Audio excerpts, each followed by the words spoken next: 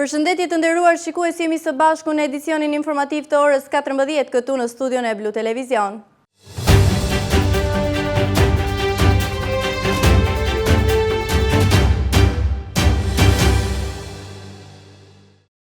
Rruga e Kuzum-Babas në Vlorë, rikonstruktuar me një investim prej 320 milion lekësh të vjetër dhe përfunduar vetëm 20 ditë më parë, ka nisur të dëmtohet sërish nga depërtimi i ujit. Situata ngre pikpyetje mbi cilësinë e punimeve, kontrollin e Bashkisë Vlorë dhe nëse problemet me rrjetin nëntoksor janë zgjidhur përpara asfaltimit, për më gjerë shënimin redaksional.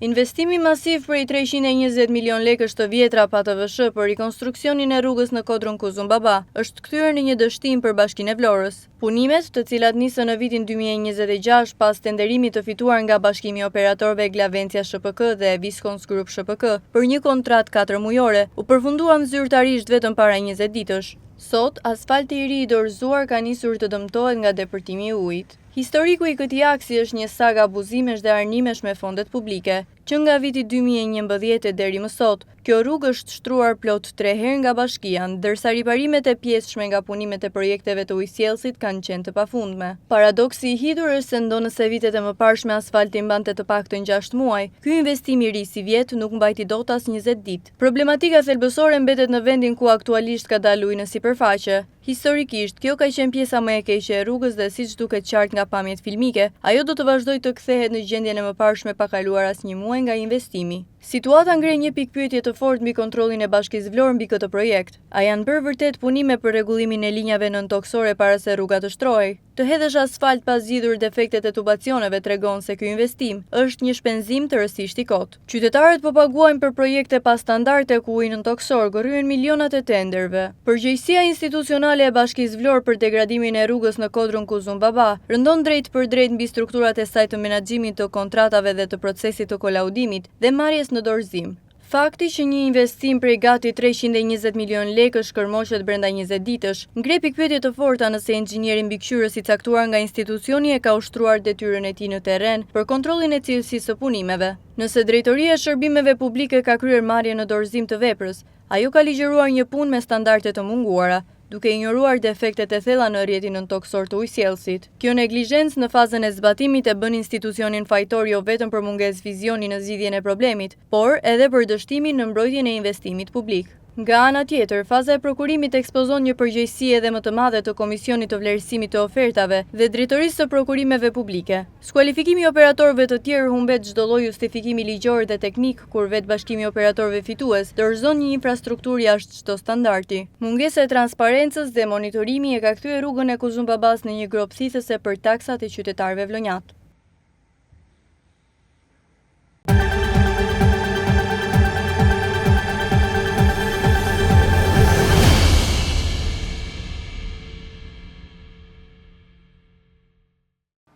Zgjerimi i shpejtë i turizmit po krijon një treg gjithnjë më të madh për ushqimet, por prodhimi i vendas nuk po arrin të shfrytëzojë në të njëjtën masë këtë kërkesë. Përfituesit kryesor po rezultojnë importuesit.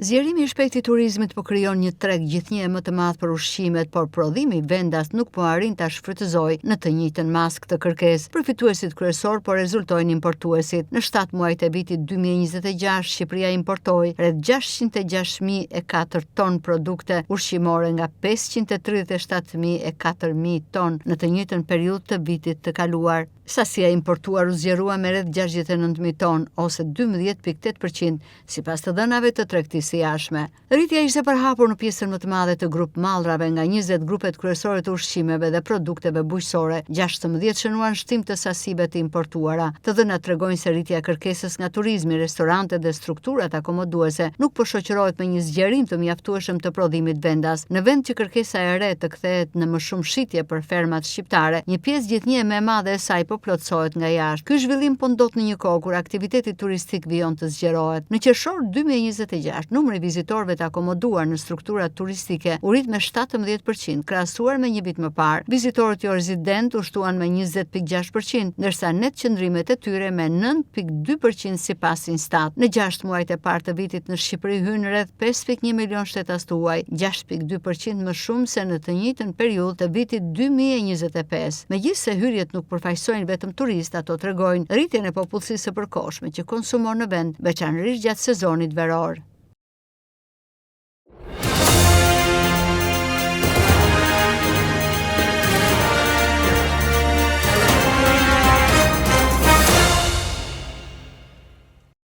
Qeveria portugeze po ndjek rastin e 20 vjeçarit portugez i cili u vra në Ksamil pas një konflikti në një lokal. Ministria e Jashtme e Portugalisë ka bërë të ditur se po ndjek rastin përmes ambasadës në Rom dhe konsullatës së Nderit në Tiranë, në kontakt me autoritetet shqiptare dhe familjarët e viktimës.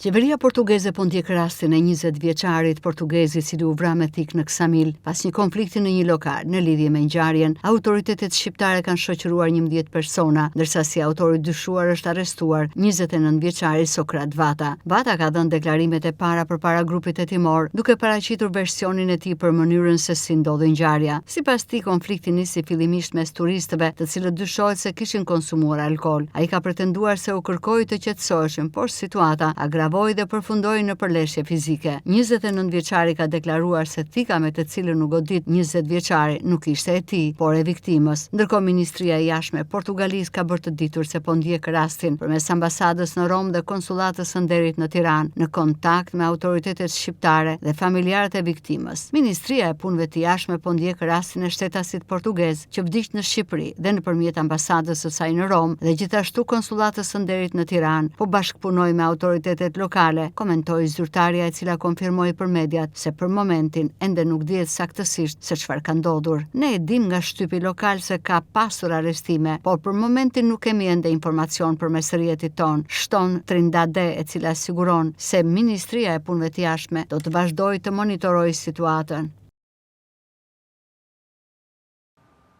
Gjykata e Sarandës ka vendosur masën e sigurisë arrest në burg për 45 ditë për administratorin e klubit të natës Orange në Sarandë dhe 5 personat e tjerë që morën pjesë në dhunimin e shefit të krimeve Mateo Bakalli. Dhunuan shefin e krimeve në Sarandë Lije në Burg, administratori i Orange Club dhe 5 personat e tjerë. Gjykata e Sarandës ka vendosur masën e sigurisë arrest në burg për administratorin e klubit të natës Orange në Sarandë dhe 5 personat e tjerë që morën pjesë në dhunimin e shefit të krimeve Mateo Bakalli. Gjykata e Sarandës ka vendosur kështu masën e sigurisë arrest në burg për 45 ditë për administratorin e klubit të natës. Shkërzen Liçaj ka qenë gjyqtari i çështjes që ka vendosur për masat e sigurisë, ndërsa prokurori i çështjes ka qenë Hava Memko, e cila ka kërkuar qëndrimin në burg për të ndaluar. Në pranga për ngjarjen u vun administratori i lokalit Orange, 35 vjeçari Mario Katiraj, 38 vjeçari Elgen Tndoj, Faik Hoxhaj, shtetasi Indrit Cullaj, 31 vjeçari Ardit Kasëmi, ushtarak në Zallher dhe roje sigurie në lokal, si dhe taksisti 29 vjeçar Besnik Sullollari, ndërsa 28 vjeçari Pjetër Doçi që punonte si roje sigurie u shpall në kërkim. Ngjarja ndodhi rreth orës 3:20 të 16 gushtit në ambientet e jashtme të lokalit. Sipas policisë, rojet e sigurisë po konfliktoheshin fizikisht me disa persona të tjerë. Shefi i krimeve ka qenë duke kaluar me automjet kur ka vënë re persona duke konfliktuar. Ai ka ndërhyrë për të ndaluar konfliktin duke u identifikuar si punonjës policie, por mësohet se rojet e sigurisë kanë nisur ta godasin me grushte. Më pas në vendngjarje shkuan forcat shqiponja dhe forcat e tjera të policisë, të cilat ndërhyn për të parandaluar përplasjen dhe shoqëruan personat e përfshirë në ngjarje. Lidhur me ngjarjen në fjalë, drejtori i përgjithshëm i policisë së shtetit Skënder Hita pezulloi nga detyra 2 punonjësit e policisë, inspektor Armando Shej, efektiv i repartit Resi dhe nënkomisar Andon Binaku, efektiv i Reneas. Kjo masë ndaj tyre sipas policisë u mor pasi këta 2 persona, të 2 punësuar pa leje në lokal, nuk kanë njoftuar për konfliktin që po ndodhte dhe pavarësisht se ishin jashtë detyre, duhet të ndërhynin për parandalimin e përshkallëzimit të tij. Kujtojmë se Bakalli u paraqit në spital me hematoma në sy dhe dëmtime të tjera, mori ndihmën mjekësore dhe më pas u largua.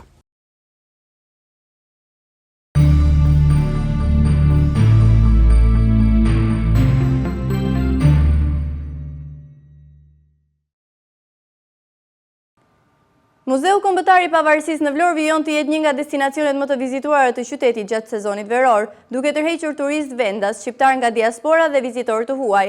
Mbi 3300 vizitorë janë regjistruar gjatë korrikut dhe 15 ditëve të para të gushtit. Muzeu Kombëtar i Pavarësisë në Vlorë vijon të jetë një nga destinacionet më të vizituara në qytet gjatë sezonit veror, duke tërhequr turistë vendas, shqiptar nga diaspora dhe vizitor të huaj. Vetëm gjatë muajit korrik, muzeu ka pritur 1961 vizitor. Nga numri total 1215 kanë qenë vizitor shqiptar, përfshirë shqiptar nga diaspora si dhe turist nga Kosova dhe Maqedonia e Veriut. Ndërkohë, 746 kanë qenë turistë të huaj, kryesisht nga Italia, Franca dhe Holanda.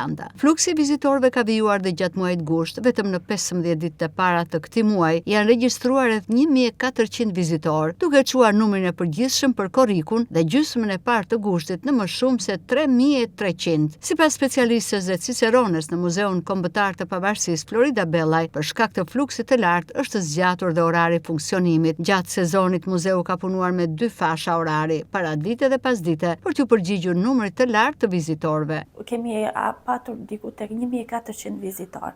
Ndërsa vizitorët nga vendet e huaj janë kryesisht vizitorë nga Holanda, nga Italia, Franca, Spanja, kanë pak më interes pak më të lartë nga shqiptarët brenda Shqipërisë, por që vinë si nga Maqedonia, si nga Kosova dhe nga Malizi. Në bazë të eksperiencave të viteve më pashme, kemi vërejtur që fluksi vazhdon deri në fillimin, le të themi, mezi muajit shtator. Prandaj dhe vazhdon orari që kemi, që operojmë deri në datën 10 shtator. Gjatë shtatorit pastaj ka dhe një lloj ndryshimi në vizitueshmërinë që vinë vizitorët, llojet e tyre. Përveç se familjeve fillojnë dhe frekuentojnë dhe nga studentët, nga shkollat, të cilat janë të organizuara në grupe, si dhe grupe nga turistët e huaj. Sipas Bellajt, fluksi vizitorëve pritet të vijojë të paktën deri në mesin e muajit shtator. Edhe pas përfundimit të sezonit veror, muzeu pritet të mirëpres grupe të organizuara turistësh, por dhe nxënës nga shkolla të ndryshme. Muzeu Kombëtar i Pavarësisë mbetet kështu, një nga pikat kryesore të interesit kulturor dhe historik në Vlorë, duke regjistruar këtë sezon një numër të konsiderueshëm vizitorësh vendas dhe të huaj. Kalaja e Gjirokastrës ka mirëpritur rreth 38.000 turistë gjatë muajit gusht, 72% e të cilëve janë të huaj, kryesisht nga Europa, SBA-ja dhe Azia. E konsideruar një nga monumentet më të vizituara në vend, Kalaja Argjiros vijon të tërheqë vizitorë vendas dhe të huaj, me vlerat e saj historike dhe arkitekturore. Për gjatë muajit gusht, Kalaja e Gjirokastrës ka mirëpritur rreth 38.000 turistë, ndërsa vazhdon të ngelet ndër monumentet e kulturës më të vizituara në rang vendi. Rreth 72% e vizitorëve janë të huaj, kryesisht nga Europa, SBA-ja, vendet e Azisë e të tjerë. I konsiderueshëm është edhe numri i turistëve vendas, të cilët shprehin interes të vizitojnë Kalan e Gurt, duke u njohur me vlerat e veçanta historike dhe ndërtimore të saj. E ndërtuar mbi kodrën që mbikëqyr qytetin, Kalaja e Argjiros është një nga fortesat më të mëdha në Ballkan dhe simboli më i rëndësishëm i Gjirokastrës. Kjo është një shifër e mirë për numrin e vizitorëve, por edhe një sfidë për detyrat e angazhimit kulturor, nisur nga fluksi i lartë dhe nga nevoja për mirëmbajtje, menaxhim apo dhe ofrimin e shërbimeve ndaj këtyre vizitorëve. Atëherë, në mënyrë të përditshme dhe periodike, Drejtoria Rajonale krijon pastrimin e gjithë ambienteve të kalas, ofrimin e shërbimit të tualeteve për të gjithë këta vizitorë, gjithashtu edhe shërbimin e ndriçimit apo dhe të pastrimit me herbicid të gjithë bjellësisë të cilat arritet në muret e brendshme të kalas. Ndërkohë, Ministria e Kulturës aktualisht është duke kryer një projekt për vendosjen e sinjalistikës në 10 site kulturore, ndërkohë që dhe Kalaja e Gjirokastrës dhe Parku Arkeologjik Antibonec janë pjesë e këtij projekti për të rifreskuar dhe reformatizuar ose standardizuar gjithë sinjalistikën orientuese për vizitorët. Më shumë të turistëve preferojnë që të vizitojnë në fillim postet kryesore të Kalas së Gjirokastrës dhe më pas edhe muzeun që e kemi brenda në Kala. Më të interesuar janë për historitë, për armët, po ashtu edhe për kullën e sahatit, meqense është edhe më e famshme e Kalas tonë. Ka disa turistë të cilët rikthehen vit për vit, por kryesisht turistët shqiptar mund të themi, ata që emigrojnë dhe më pas rikthehen përsëri. Më shumë ai përkas një grup moshave mund të themi rreth të 40-tave dhe më shumë familjar. Për më tepër, më shumë të turistëve mund të themi që janë nga Polonia, nga Holanda, nga Gjermania, nga Franca dhe nga Italia. Ho fatto la visita del castello di Gjirokastër.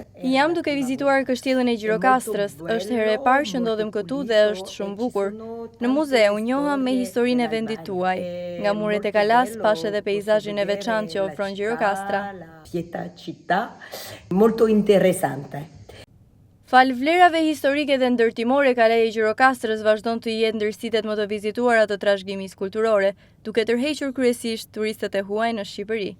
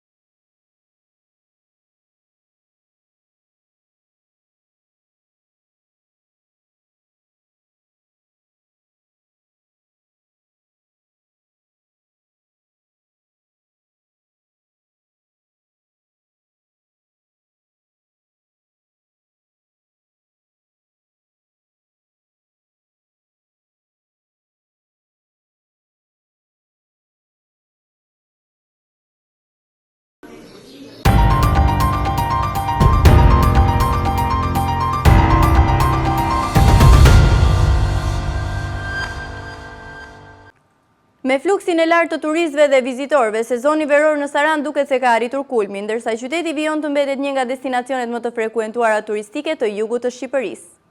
Mbrëmjet verore në Sarandë janë plot gjallëri, banor, rezidentë të rinj, turistë dhe vizitorë zbresin çdo mbrëmje në shëtitoren e qytetit duke i dhënë jetë pedonales dhe vijës bregdetare. Shëtitjet përgjatë pedonales shoqërojnë me ajrin e freskët të detit dhe aromën e jodit, ndërsa në të dyja anët ofrohet një mori shërbimesh, nga biletat për turet e ditës së nesërme me skafe dhe anije turistike, tek suveniret me guas kadeti, pijet preskuese dhe akulloret. Saranda ofron gjithçka për një mbrëmje të këndshme verore. Atmosfera plotësohet nga tingujt e muzikës që vijnë nga lokalet përgjatë shëtitores, duke krijuar një panoramë tipike të netëve të verës në qytetin bregdetar. Me fluksin e lartë të turistëve dhe vizitorëve, sezoni veror në Sarandë duket se ka arritur kulmin, ndërsa qyteti Vion të mbetet një nga destinacionet më të frekuentuara turistike të jugut të Shqipërisë. Të nderuar shikues, kjo ishte gjithçka e përgatitur për këtë edicion informativ. Ju falenderoj për vëmendjen, bashkë mirupafshim.